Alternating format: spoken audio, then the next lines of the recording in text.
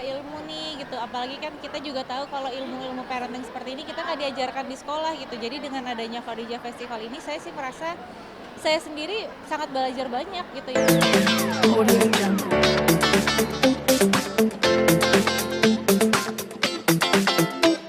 Iya, jadi alhamdulillah ya karena sekarang ada Khadijah Festival ini yang dimana mungkin para ibu di luar sana gitu ya, terutama yang sudah punya anak, kita merasa kayaknya masih perlu untuk menambah ilmu nih gitu. Apalagi kan kita juga tahu kalau ilmu-ilmu parenting seperti ini kita nggak diajarkan di sekolah gitu. Jadi dengan adanya Khadijah Festival ini saya sih merasa saya sendiri sangat belajar banyak gitu ya gitu. Jadi tadi duduk di depan bareng sama Bu Risman, pas Bu Risman menjelaskan paparan materinya itu Masya Allah sekali. Jadi kayak ternyata banyak sekali materi-materi yang mungkin selama ini kita merasa sepertinya kita sudah tahu, tapi ternyata kita belum tahu gitu. Jadi semoga kedepannya bisa lebih banyak lagi acara-acara seperti ini juga, dan untuk orang tua di luar sana supaya tidak malas belajar, karena kan anak-anak itu semua masa depannya di tangan kita gitu. Jadi berharap mungkin bisa meluangkan waktu sedikit gitu, siapa tahu bisa datang ke suami istri juga ya, mungkin ada kajian-kajian suami istri itu bisa datang bareng-bareng, belajar bareng-bareng, karena untuk menjadi orang tua itu pembelajaran tanpa henti soalnya. Tadi disinggung juga nih soal orang tua,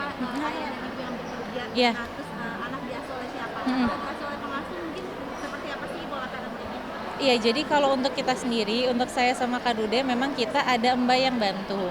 Tapi semua keperluan, semua yang dibutuhkan dan kepentingan anak-anak itu kita yang handle semuanya. Jadi memang sifatnya untuk membantu ketika misalkan nih Ica lagi pegang abang-abangnya, minta tolong untuk gendong sebentar adiknya gitu. Tapi tetap semuanya Ica yang siapin. Jadi kita berusaha untuk tidak melupakan kewajiban kita sebagai orang tua walaupun kita bekerja juga, dan apalagi sekarang baru habis lahiran memang sama Kak Dede tuh mikir kayak gimana ya untuk kerjaan sebisa mungkin kalau memang bisa kita kerjakan maaf dari kita kerjakan dari rumah, itu kita kerjakan dari rumah gitu. Jadi ketika udah punya anak pasti kita harus ada apa ya, ada prioritas ya gitu, dan memang anak-anak itu kan prioritas utama kita sekarang. Jadi kalau memang ada kerjaan yang bisa kita kerjakan di rumah pasti kita kerjakan gitu, dan walaupun memang dengan adanya Mbak itu kita sangat terbantu sekali karena anak-anak yang tadinya mungkin seperti Kak Dude pas lagi kerja, jadi di rumah saya ada yang bantuin juga gitu. Pertumbuhan dan perkembangan anak-anak sendiri seperti apa sih Kak? Selalu memonitoring juga Kak? Iya, saya selalu monitor. Jadi yang memang interaksi langsung dengan sekolah juga saya, kebutuhan-kebutuhan mereka untuk sekolah saya, yang ngajarin juga saya. Jadi memang saya sama Kak Dude kita berusaha untuk supaya tidak melupakan kewajiban kita sebagai orang tua gitu. Karena kan madrasah pertama anak itu adalah ibunya.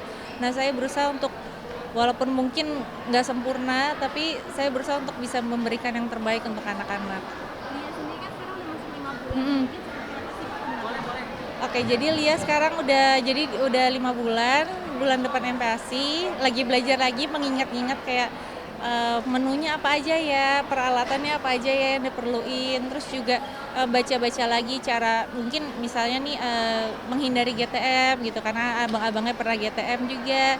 Terus dia udah belajar duduk sekarang, jadi udah guling-guling. Ya dan apa ya, abang-abangnya semakin posesif ke Lia gitu, nggak sabar untuk kayak selalu diuel-uel gitu. Kan Kak, mungkin anak pertama kan mungkin lebih lebih panikan gitu. Nah, Mhm. di anak ketiga ini gimana sih untuk treatment-nya apalagi mau MPASI? Sebenarnya sih kayak punya bayi baru ya, kayak baru lahiran lagi gitu, kayak karena kan jaraknya lumayan jauh dari anak pertama, dia kan sekarang usia udah 9, anak kedua 7. Jadi pas begitu kemarin proses lahiran pun bener-bener mempersiapkan semuanya dari awal, walaupun pasti inget ya gitu, tapi tetap eee, mulai cari tahu lagi, tanya-tanya lagi, baca-baca lagi gitu, dan lebih santai iya, karena untuk pengalaman kan memang lahiran juga secara sesar ketiganya.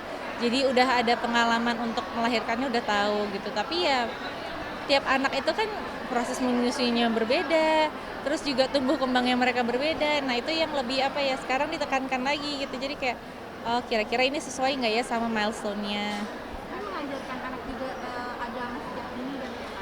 Iya, kalau untuk Lia mungkin dia belum ya, tapi kita berusaha untuk ada kebiasaan-kebiasaan yang mulai diajarkan, seperti misalkan saat dia sebelum menyusu, dia baca doa makan dulu sebelum dia tidur, karena kita kan udah tahu ya, sekarang udah bisa tahu kapan dia ngantuk, kapan dia pengen tidur.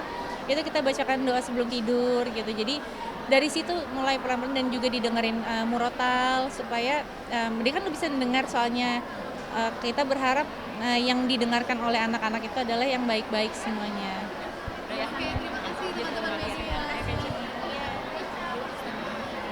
Terima kasih. Ya, Cak, boleh wawancara dikit lagi nggak sih, Kak? Saya lihat nanti istirahat dulu ya, Kak Ica mau ini juga. Oke, terima kasih.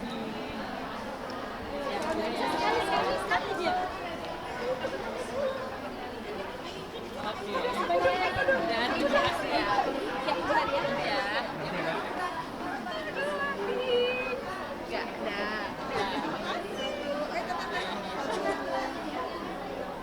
Oke, terima kasih ya.